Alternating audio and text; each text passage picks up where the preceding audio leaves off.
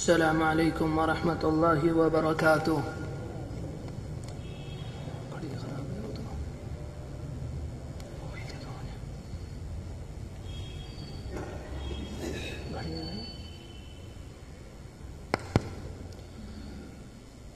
بسم اللہ الرحمن الرحیم۔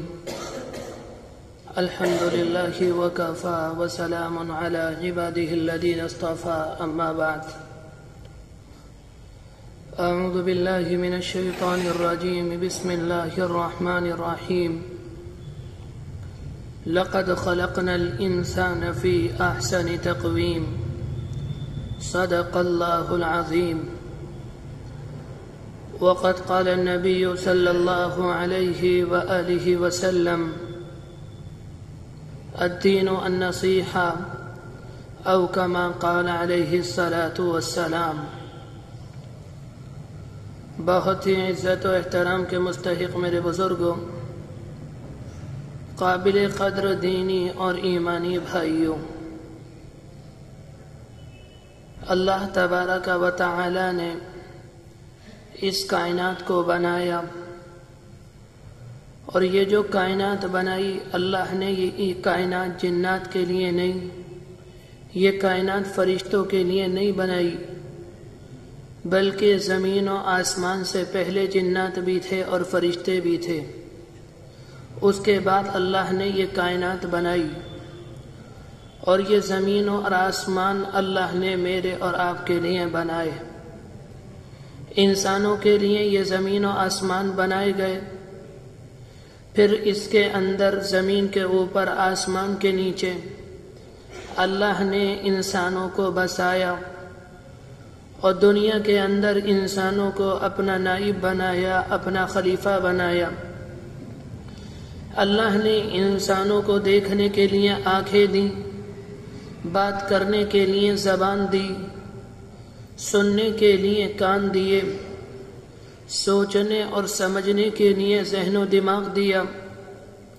کام کاج کے لیے ہاتھ پاؤں دیے۔ آپ ذرا غور کریں، وہ اللہ اگر ہمیں پورا صحیح سالم بنا دیتا اور ہمیں بینائی سے محروم کر دیتا تو دنیا کے اندر ہم اندھے ہوتے، ہم ٹھوکریں کھا رہے ہوتے، لوگ ہمیں دھکیل رہے ہوتے۔ اسی طرح سے اگر اللہ ہمیں سماعت نہ دیتا، ہم بہرے ہوتے۔ اللہ نے ہمیں بہرا نہیں بنایا، گونگا نہیں بنایا، اندھا نہیں بنایا، یہ تو اللہ کا کرم ہے۔ اس کے بعد اللہ کہتا ہے کائنات کے اندر جتنی مخلوقات میری ہے یا کائنات کے باہر، اے بندو ان سب کو میں نے تمہاری خدمت پر لگا دیا۔ یہاں تک کہ چاند سورج کو اللہ نے بندوں کی خدمت پر لگا دیا، اور اللہ کی جو معزز مخلوق فرشتے ہیں، اللہ کہتا ہے کہ میرے بندو میں نے انہیں بھی تمہاری خدمت پر لگا دیا۔ وہ کہتا ہے کہ اگر تم میری نعمتوں کو شمار کرنا چاہو تو تم میری نعمتوں کو گن نہ سکو گے، لیکن اس بات پر افسوس ہوتا ہے اللہ کی دنیا کے اندر یا دنیا کے باہر جتنی مخلوقات ہیں، ان میں سب سے زیادہ اگر اللہ کی کوئی ناشکری کرتا ہے تو وہ بھی انسان ہے۔ سب سے زیادہ نعمتوں سے اللہ نے انسان کو نوازا۔ ہونا تو یہ چاہیے تھا کہ انسان سب سے زیادہ اللہ کا شکر گزار بندہ بنتا، لیکن یہ انسان اللہ کی سب سے زیادہ نافرمانی کرتا ہے۔ اگر کسی کے گھر کوئی پریشانی آتی ہے، کسی کے ہاں کوئی بیماری آتی ہے، کسی کے ہاں کوئی حادثہ آتا ہے، تو میرے بھائیوں یہ یاد رکھنا یہ اللہ کی طرف سے نہیں، بلکہ اللہ کہتا ہے یہ تمہاری ناشکری کی وجہ سے آتا ہے۔ کبھی کبھی ایسا ہوتا ہے کہ اللہ کے رسول علیہ السلام نے یہ بات اپنے صحابہ سے ارشاد فرمائی کہ اللہ اپنے بندوں کے لیے رزق کا فیصلہ کر دیتا ہے۔ قریب ہوتا ہے کہ بندوں کے رزق میں برکت آ جائے، لیکن اس موقع پر بندہ اپنی زبان سے ناشکری کا ایک ایسا لفظ نکالتا ہے یا کوئی ایسا گناہ کر بیٹھتا ہے جو اللہ کی طرف سے بندے کے لیے رزق کا فیصلہ ہوا تھا، اللہ اس فیصلے کو تبدیل کر دیتا ہے اور بندے کو رزق سے محروم کر دیتا ہے۔ دنیا کے اندر اگر کسی کے اوپر حالات آتے ہیں، کسی کے اوپر پریشانی آتی ہے، کسی کے ہاں حادثات ہوتے ہیں، تو وہ انسان کے اپنے کرتوتوں کی وجہ سے، اپنے ناپاک اعمال کی وجہ سے ہوتے ہیں۔ قرآن مجید کے اندر تو اللہ تبارک و تعالی نے وعدہ کیا، اے میرے بندو، اگر تم میرا شکر ادا کرو گے، اگر رزق میں شکر ادا کرو گے تو میں تمہارے رزق میں برکت دوں گا، اور اگر صحتوں میں شکر ادا کرو گے میں تمہاری صحتوں میں برکت دوں گا، اگر اولاد کے اندر شکر کرو گے تمہاری اولاد میں برکت دوں گا، اور اگر میری ہر چیز کے اندر تم شکر ادا کرو گے تو میں تمہاری ہر چیز کے اندر تمہاری ہر چیز کے اندر میں اضافہ کر دوں گا۔ اللہ کہتا کہ تم شکر کرو، ہم تمہاری روزی میں اضافہ کر دیں گے۔ اگر کسی کے ہاں کوئی حادثات آ جائے، وہ یہ نہ سمجھے کہ اللہ کو ہمارا ہی گھر ملا تھا، کہ ہمارا رزق بند ہونے سے رہ گیا تھا۔ اس انسان کو اپنے اوپر غور کرنا چاہیے، وہ اللہ کا شکر ادا کرنے لگے۔ وہ جتنا اللہ کا شکر ادا کرے گا، اللہ اس سے کہیں گنا زیادہ اس کے رزق میں اضافہ کر دے گا۔ میرے بھائیو، اللہ کے رسول علیہ السلام نے ایک موقع پر یہ بات ارشاد فرمائی، الناس معادن کمعادن الذهب والفضة، جیسے لوہے اور سونے اور چاندی کی دنیا کے اندر کانیں ہوتی ہیں، سونے کی کان میں سونا نکلتا ہے، چاندی کی کان میں چاندی نکلتی ہے، کوئلے کی کان میں کوئلہ نکلتا ہے۔ آپ نے فرمایا انسان بھی کانوں کی مانند ہے۔ اللہ نے کسی کے اندر کوئی خوبی رکھی، کسی کے اندر کوئی خوبی رکھی، کسی کو شاندار صحت دی، کسی کو شاندار کاروبار دیا، کسی کو شاندار لب و لہجہ دیا، کسی کو شاندار بات کرنے کا انداز دیا۔ آپ نے فرمایا اللہ نے انسان کے اندر مختلف خوبیاں رکھی۔ ایک موقع پر آپ نے یہ بات ارشاد فرمائی، اللہ نے انسان کے اندر خیر کا مادہ رکھا اور انسان کے اندر شر کا مادہ رکھا۔ جو اللہ کا بندہ خیر کے مادے کو اپنے اوپر غالب کر لیتا ہے، یعنی سماج کے اندر رہتے ہوئے اپنے آپ کو گناہوں سے بچاتا ہے، غریبوں کا خیال رکھتا ہے، یتیموں اور بیواؤں کا اور کمزوروں کا خیال رکھتا ہے، معاشرے کے ہر کمزور انسان کی وہ خبرگیری کرتا ہے، تو یہ انسان اپنے خیر کے مادے کو اپنے اوپر غالب کر لیتا ہے اور اسے معاشرے کے اندر ایک اچھا انسان سمجھا جاتا ہے۔ ایک انسان وہ ہوتا ہے جو اپنے شر کے مادے کو اپنے اوپر غالب کر لیتا ہے۔ وہ یہ نہیں دیکھتا کہ میرے سامنے بڑا ہے یا چھوٹا، میرے سامنے جوان ہے یا بوڑھا، جو بھی سامنے آتا ہے وہ اسے گالی دیتا ہے، وہ اس کا دل توڑ کر رکھ دیتا ہے، وہ لوگوں کے درمیان اختلاف اور انتشار کراتا ہے، وہ گھروں کے اندر لڑائیاں کراتا ہے۔ یہ انسان شر کے مادے کو اپنے اوپر غالب کر لیتا ہے اور معاشرے میں اس انسان کو اچھا انسان نہیں بلکہ معاشرے میں اسے ایک خراب انسان سمجھا جاتا ہے۔ قرآن مجید کہتا ہے قد افلح من زکاہا وقد خاب من دساہا، جس انسان نے اپنے خیر کے مادے کو اپنے اوپر غالب کر لیا وہ انسان دنیا اور آخرت میں کامیاب ہوگا، اور جس انسان نے اپنے شر کے مادے کو اپنے اوپر غالب کر لیا وہ انسان دنیا اور آخرت کے اندر ناکام ہوگا۔ قرآن مجید کے اندر انسان کے نفس کو مختلف الفاظ سے ذکر کیا گیا۔ کہیں پر قرآن کے اندر انسان کے نفس کو نفس امارہ کہا، کہیں پر نفس لوامہ کہا، اور کہیں پر انسان کے نفس کو نفس مطمئنہ کہا۔ نفس امارہ یہ ہے جب انسان کا نفس سرکش ہو جاتا ہے، اللہ کی بغاوت پر اتر آتا ہے اور نبی اکرم علیہ السلام کے بتائے ہوئے طریقے سے منہ موڑ لیتا ہے اور اپنی خواہشات کی پیروی کرنے لگتا ہے، تو انسان کا نفس خراب ہو جاتا ہے۔ جب کوئی انسان اپنے نفس کو گناہوں کے غار میں دھکیل دیتا ہے اور جب اسے اچھے اور برائی کے درمیان کوئی فرق نظر نہیں آتا، وہ نماز پڑھے یا نہ پڑھے، وہ سچ بولے یا نہ بولے، بس اس کی ایک تمنا، ایک آرزو، ایک خواہش یہ ہوتی ہے کہ ہر طرح سے میری خواہش، میرے جذبات پورے ہونے چاہیے، چاہے میری خواہش جائز طریقے سے پوری ہو، چاہے ناجائز طریقے سے پوری ہو،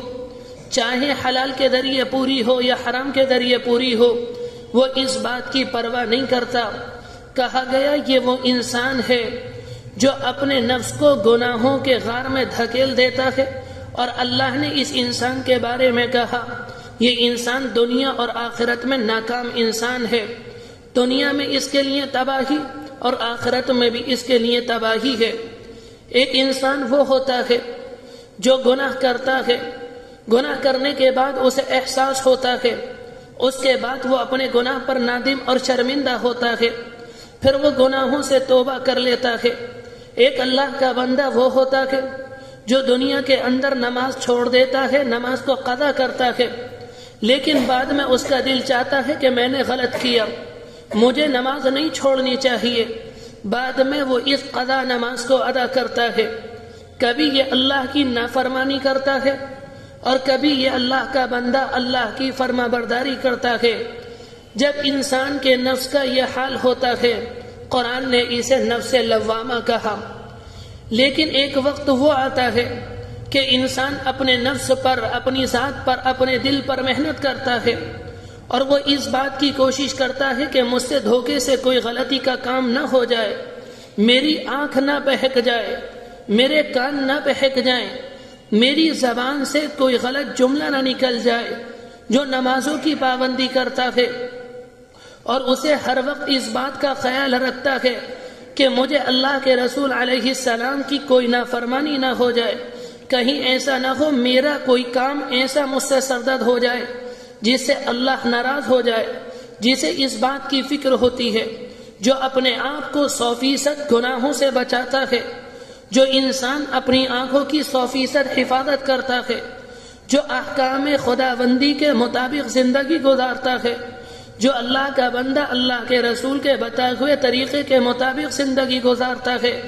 اپنے آپ کو متبع سنت اور متبع شریعت بنانے کی کوشش کرتا ہے۔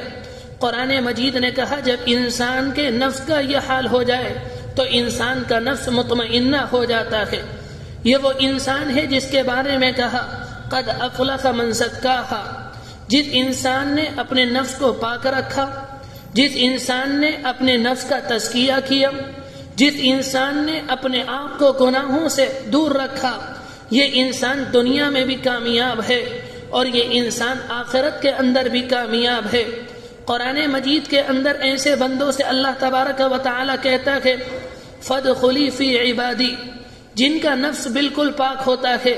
اے میرے بندے، میرے جو شہداء بندے ہیں، میرے جو صالحین اور نیکوکار بندے ہیں،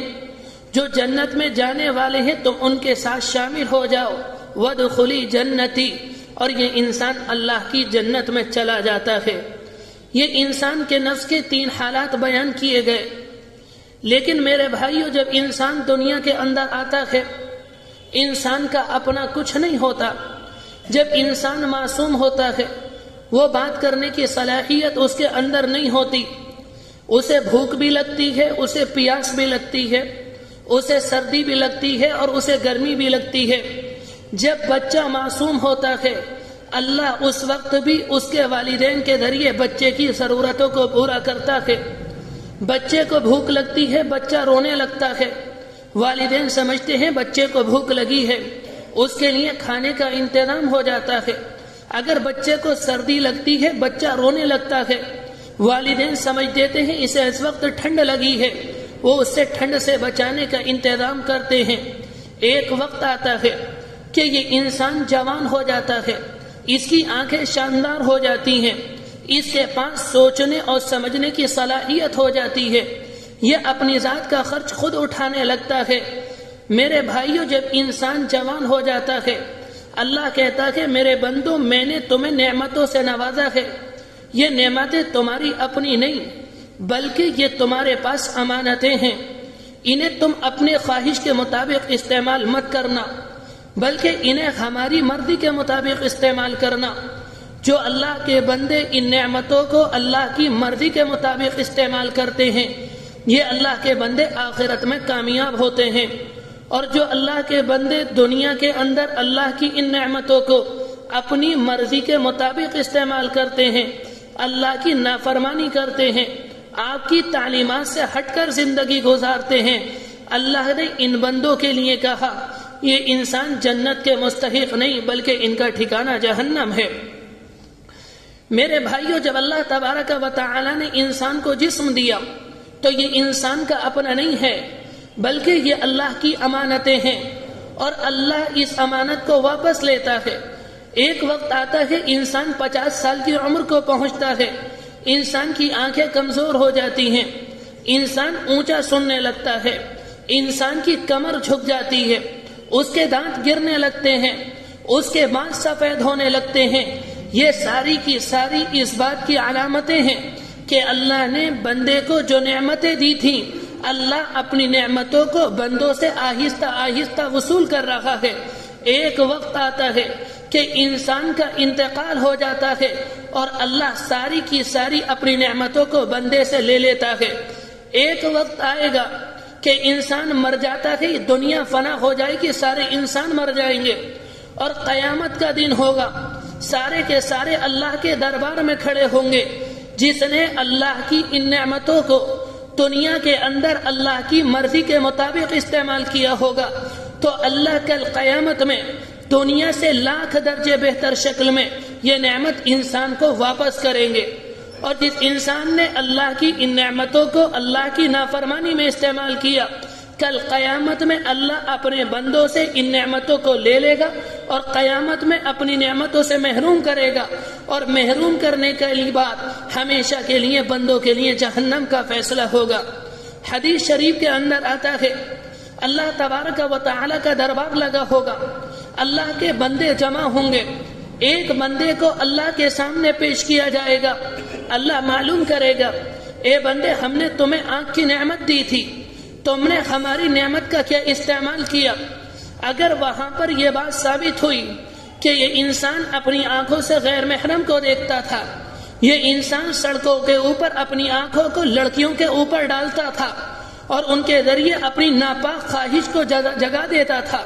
یہ موبائل کے اندر عریانی اور فحاشی تصویر کو اور ناپاک تصویروں کو دیکھتا تھا،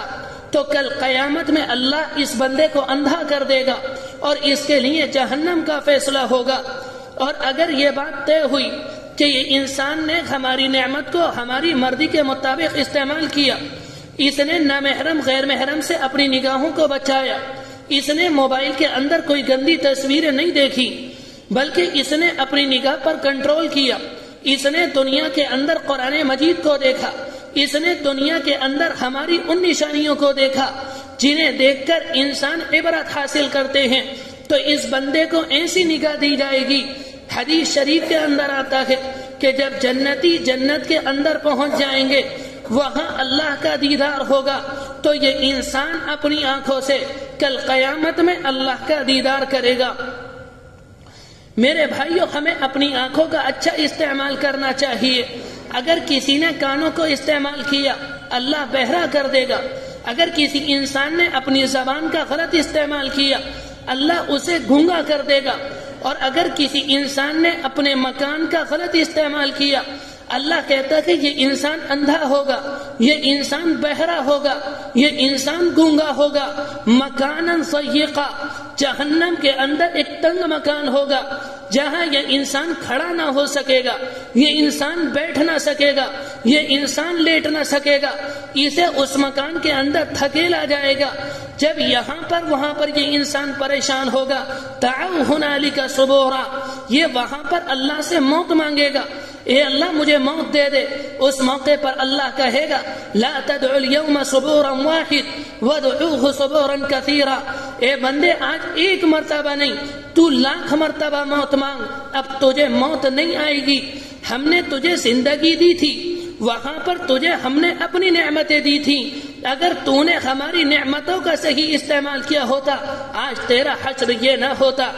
میرے بھائیوں، قرآن مجید کے اندر اللہ تبارک و تعالی نے یہ بیان کیا کہ جہنمیوں کو جہنم کی طرف کس طرح سے لے کر جایا جائے گا اور جنتی جنت کی طرف کس طرح سے جائیں گے۔ قرآن کہتا ہے وسیق الذین کفروا الی جہنم زمرا،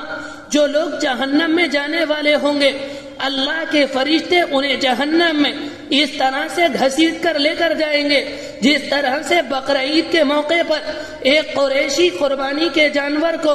گھسیٹ کر مذبح خانے پر لاتا ہے، ذبح کرنے کی جگہ پر گھسیٹ کر لاتا ہے، وہ جانور چلتا نہیں ہے، وہ اپنے آپ کو روکنے کی کوشش کرتا ہے، جہنمی اس طرح سے اپنے آپ کو روکیں گے اور اللہ کے فرشتے ان کی پیشانی کے بال پکڑیں گے اور انہیں گھسیٹ کر جہنم کی طرف لائیں گے اور اوندھے منہ جہنم میں ڈال دیں گے۔ اور جنتیوں کا معاملہ یہ ہوگا، جب جنتی جنت کے اندر جا رہے ہوں گے تو دنیا کے اندر آپ نے دیکھا ہوگا جب دنیا کے اندر کوئی معزز انسان آتا ہے، کوئی بادشاہ آتا ہے تو دونوں طرف اس کے خدام، اس کے غلام، اس کے نوکر چاکر، اس کے متبعین قطار لگا کر کھڑے ہو جاتے ہیں، اس طرح سے وہ اپنے آنے والے مہمان کا اکرام کرتے ہیں۔ جب جنتی جنت کے اندر جائے گا تو اللہ کے فرشتے دونوں طرف قطار لگا کر کھڑے ہوں گے اور یہ جنتی ان کے درمیان سے گزرے گا۔ جب یہ فرشتوں کے پاس آئے گا تو فرشتے اس سے کہیں گے سلام علیکم، تمہارے اوپر سلامتی ہو، طیبتم فادخلوها خالدین، تم ہمیشہ کے لیے جنت میں داخل ہو جاؤ اور تم جنت سے نہیں نکالے جاؤ گے۔ میرے بھائیو، ایک موقع پر اللہ تبارک و تعالی نے جب جنت بنائی اور جب جہنم بنائی، حدیث شریف کے اندر آتا ہے اللہ نے جبرائیل امین کو بنایا اور جبرائیل امین سے یہ بات کہی، جبرائیل ہم نے جنت بنائی ہے، جاؤ ذرا ہماری جنت کو دیکھ کر آؤ۔ جبرائیل امین گئے اور لوٹ کر واپس آئے اور آ کر کہا اے اللہ اتنی شاندار ہے، ایسا لگتا ہے آپ کی ساری مخلوق اس میں چلی جائے گی، کوئی بد نصیب ہوگا جو اس میں داخل نہ ہو۔ اس کے بعد اللہ نے جبرائیل سے کہا جبرائیل ہم نے جہنم بنائی، جاؤ ذرا ہماری جہنم کا نظارہ کر کے آؤ۔ وہ دیکھ کر آئے اور آ کر انہوں نے یہ بات کہی اے اللہ یہ تو اتنی خطرناک ہے، آگ کا کوئی بندہ اس کے اندر داخل نہیں ہوگا۔ پھر آپ نے جبرائیل امین سے کہا جبرائیل جنت کو دوبارہ دیکھ کر آؤ۔ جب وہ جنت دیکھنے کے لیے گئے تو جتنے خیر کے کام تھے اللہ نے جنت کو ان سے ڈھانپ دیا، باڑ لگا دی خیر کاموں کی جنت کو چاروں طرف، اس طرح سے باڑ لگائی اگر کوئی نماز پڑھے گا تو جنت کے اندر جائے گا، اگر کوئی انسان روزہ رکھے گا تو جنت کے اندر جائے گا، کوئی انسان 100% زکوٰۃ دے گا یہ انسان جنت کے اندر جائے گا، جو انسان اپنے آپ کو 100% گناہوں سے بچائے گا یہ انسان جنت کے اندر جائے گا۔ جبرائیل جہنم دیکھنے کے لیے گئے اور ناپاک کاموں سے اللہ نے جہنم کو گھیر دیا، یعنی اگر کوئی زنا کرے گا تو وہ جہنم میں جائے گا، دنیا کے اندر اپنی کوئی ناپاک خواہش پوری کرے گا وہ انسان جہنم میں جائے گا، اگر کوئی اپنی آنکھوں کا غلط استعمال کرے گا وہ جہنم میں جائے گا، اگر کوئی حرام کھائے گا وہ جہنم میں جائے گا، جو رشوت لے گا سود لے گا وہ جہنم میں جائے گا۔ جبرائیل امین لوٹ کر آئے اور آ کر اللہ سے یہ بات کہی اے اللہ ایسا لگتا ہے آپ کے تو سارے بندے جہنم میں چلے جائیں گے کیونکہ سارے کے سارے ناپاک کام کرنے والے ہیں اور جنت میں جانے والے نہ کی برابر بندے ہوں گے۔ اللہ نے فرمایا جبرائیل ایسا نہیں، دنیا کے اندر جب میرے بندے جائیں گے تو میں نے بندوں کے اندر خیر کا مادہ رکھا، میں نے بندوں کے اندر شر کا مادہ رکھا، میں نے جنات کو بھی بنایا، میں نے ابلیس کو بنایا، ابلیس انہیں بہکائے گا، اور میں نے اپنے نبی کو بنایا اور وہ نبی انہیں خیر کی دعوت دیں گے، جو میرے نبی کے طریقے پر چلے گا وہ جنت میں چلا جائے گا اور جو ابلیس کا طریقہ اختیار کرے گا وہ جہنم میں چلا جائے گا۔ میرے بھائیو اس بات کا خیال کرے کہ ہماری ذات سے کوئی گناہ نہ ہو، اگر کسی سے کوئی گناہ ہو گیا تو اس میں افسوس کرنے کی ڈرنے کی بات نہیں، بلکہ گناہ چھوڑنے کا عہد کرے، آئندہ گناہ نہ کرے، سچے دل سے توبہ کرے، اللہ بندے کو معاف کر دیتا ہے، اللہ غفور الرحیم ہے۔ جو بات کہی گئی اللہ تبارک و تعالی عمل کی توفیق نصیب فرمائے۔ وآخر دعوانا ان الحمد للہ رب العالمین۔